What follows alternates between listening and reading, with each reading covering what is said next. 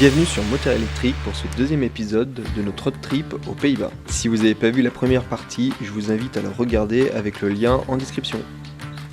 On se retrouve donc au lendemain de nos 588 km au camping Roland et les gars sont déjà en train de bidouiller une borne. L'idée est de voir quelle carte fonctionne dans ce pays.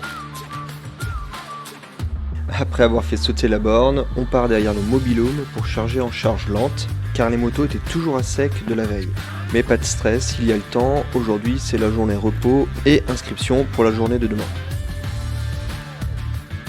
D'ailleurs Pat, qui vient donc de Belgique, est venu nous voir pour lui aussi récupérer son dossard afin de faire les 500 km en 24 heures. Il n'est pas venu en scooter mais en Zero Motorcycle édition Black Forest, qui a quelques petits accessoires de plus qu'une DSR classique, mais pour la recharge, il utilise un charge tank et surtout le même système que Guillaume, que vous pouvez retrouver en lien dans la description. Ce sont des chargeurs additionnels et une répartition de la charge qui se trouve cachée dans les top cases. On part donc tous les trois au camping des motards pour finaliser les inscriptions et retrouver des amis.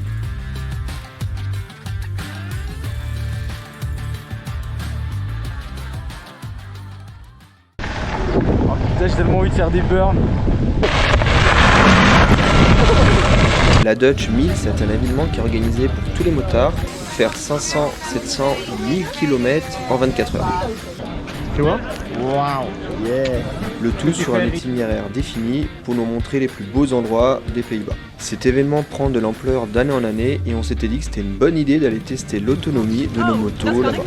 Nee, dat is het Ik ben probleem. alleen, je m'appelle Julia. Ah, enchanté! Pierre! Enchanté. Merci! Nou, veel plezier. On est très bien reçus et on en profite pour récupérer nos goodies. Ça c'est pour le pneu, hein. Oui, ben Bundle sealant. on envoie ça à Pierre. On va le récupérer après. Hein. Alors, allez. Ah oui. 45. On profite donc de cette journée pour découvrir ce lieu atypique, un vrai bar de motards, avec une salle de concert, une salle pour se restaurer, un garage et de l'espace pour planter les tentes. Du coup on voit au fil de la journée les participants qui campent sur place arriver. De notre côté, vu qu'on s'est inscrit à la dernière minute, on a dû trouver un autre camping. On se rend compte qu'il y a tous les styles de motos, du thermique et même de l'électrique, du 125, de la moto de collection à la grosse Goldwyn.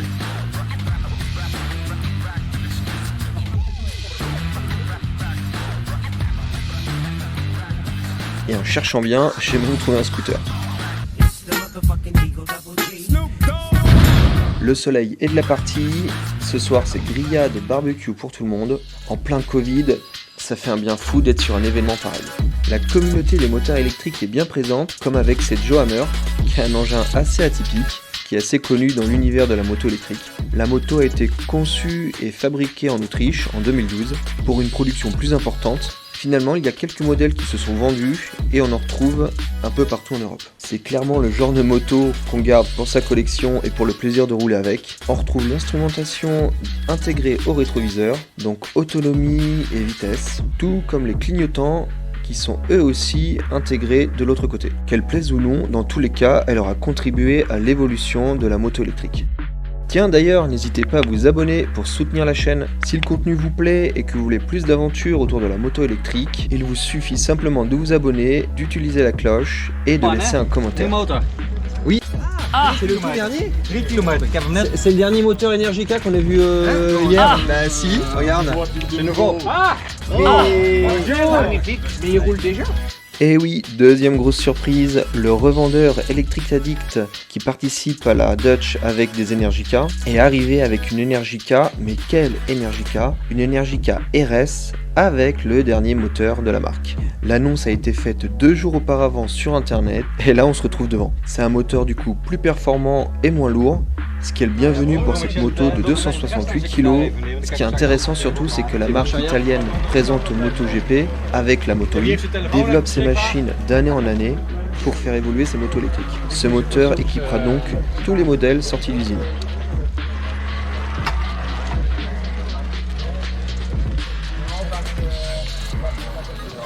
Je voulais vous parler aussi de Daniel Montero, un Espagnol qui a déménagé en Belgique qui à ce jour doit être le gars qui a fait le plus de kilomètres en moto électrique et en zéro motorcycle. Il a eu une SR de 2014 avec lequel il a explosé le compteur. Et il est passé depuis peu sur une SRS. Si vous aimez les longues distances en moto électrique, je vous invite à le suivre sur les réseaux. Du coup, très intéressé par le setup de Jérémy, on dévoile la bête et on enlève ce sac à dos qui cache une partie importante de son setup. Donc pour faire simple, Jérémy a rajouté 7 kWh de batterie sur les 14,4 kWh de la batterie initiale de la moto. Le tout avec, dans les deux top cases latéraux, deux chargeurs de 3,3 kW et comme deux cylindres sur les flancs de la moto, deux chargeurs de 5 kW.